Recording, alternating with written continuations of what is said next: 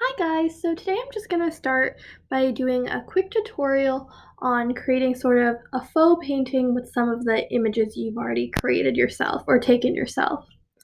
So I'm just going to start with this photograph that I took myself. This was a picture I just took on my university campus. I love like the bright orange of the trees, and I think it's like a really great painting, a really great photograph that could be turned into something sort of painting like because it has that really sort of landscape feel. So I encourage you when you're taking your own photos for this project to try and find something that you think would translate really well into sort of a painting type feel.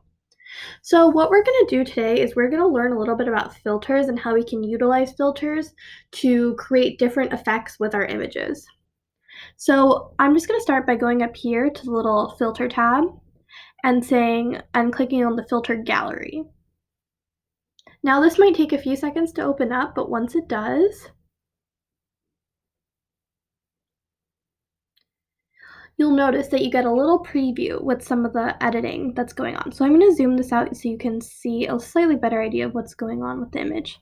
Already you can notice that there's been something applied to this image, something called ink outlines. But as you'll notice, you have so many different options of what you can use. So let's see. Here's the original,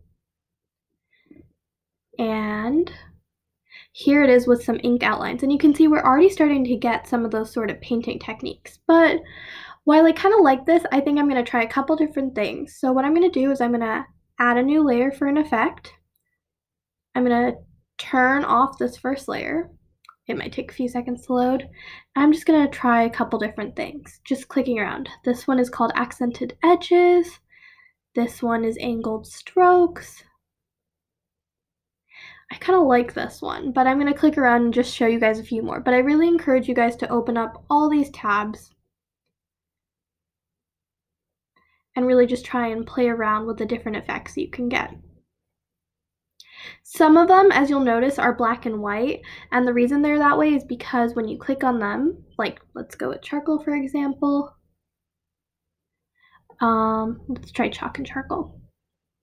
It turns it black and white. And so while this is an option for something you can use sometimes, I recommend, at least for the time being, to really start with something that'll leave it in black and white. And you can get so many different cool textures. I kind of like this one, Craculate. We have a texturizer.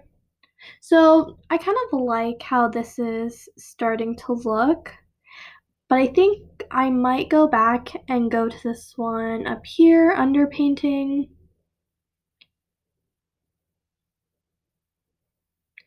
And then what I'm going to do is I'm going to turn ink outlines on back again.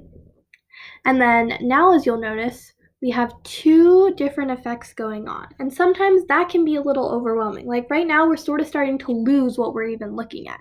So when you're combining two different effects, one thing to consider is the order that these two different filter effects are coming in. So just now I switched to put the underpainting underneath and ink outlines on top. And as you can notice, we're already starting to get a little bit more clarity. But I'm not really sure that underpainting is the right one to go with ink outlines. So let's try dry brush and see how those two come together. Like I said, because filters take so long, they take a little while to load, but right now I'm really starting to like how this looks. I think it has a really nice painting vibe. And I think the ink outlines give it a nice sort of almost cartoon feel. But I think these ink outlines are a little bit intense, so I'm going to use this panel up here to edit the intensity. And I'm just going to drag that down, maybe a little bit more. So you'll notice we'll still have those kind of like dark stylized outlines, but they're a little less intense. And so now we have, and I'm gonna add a little bit more light. And so now we have this very painting sort of image. So if you'll notice, we have before without the filters, it looks very photographic. And then when we add the filters, it looks way more painting like. So I'm gonna hit OK. And now this image has been edited to look more painting-like. However, I think when this is just by itself, you don't necessarily get that true painting vibe. So what we're going to do is we're going to add a frame. So right here, I just have this blank white page I've had. You can make it any size you want depending on the original image that you had. And I'm going to take the image I've been working on and click and drag it from the layers panel to this page. And then I'm going to put this back.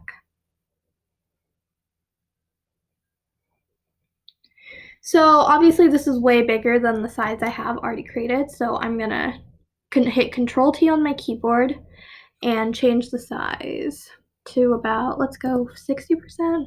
We could probably go a little bit smaller than that, 40, probably even smaller. Let's try 20. That might be a little too small, let's do 30. Okay, I think 30 looks good. And so now we kind of have this plain white background, and I think that's a little boring.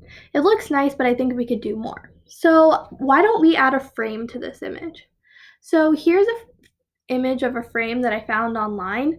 As you'll notice, it has this sort of like black and white checkered sort of feeling in the background, and this is because it's a PNG. So PNGs mean that there's nothing behind this image. So if you'll notice, when I slide this over and then click and drag it into this other file,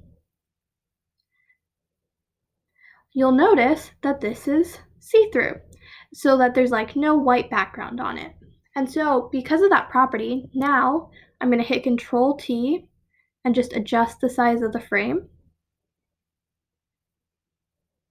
And then I'm going to move this up and just find a really nice way to frame my image. I think this is feeling a little big on this canvas, so I'm just going to shrink both the original image by hitting Control T, making it a little smaller, centering it, and then I'm going to make the frame slightly smaller by hitting Control T, making it a little bit smaller.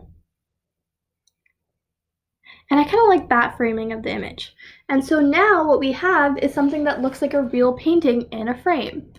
If you want to make a few adjustments to the actual frame image that you found online, you can go to Image, Adjustments, and then all sorts of options that you've used before in your other projects can totally apply to this. So for example, I might go to Exposure and just lower the exposure a little bit because I kind of like a little bit of a darker look. And then I might go Image, Adjustment, and then Hue and Saturation. And I might desaturate the frame just a little bit. And then hit OK. And I really like how this looks. I think it looks very professional, but I think it would look really great on a black background. So you guys can make the background anything you want, but I'm just going to hit G on my keyboard and go to the paint bucket tool and then fill the background with black. And I really like how that looks, and so I'm going to call that my finished frame painting. So I can't wait to see how you guys do with your projects. So go out there, take a nice landscape photo, and turn it into your own painting. Frame painting, that is. Thank you so much for watching, and I'll see you guys in the next video.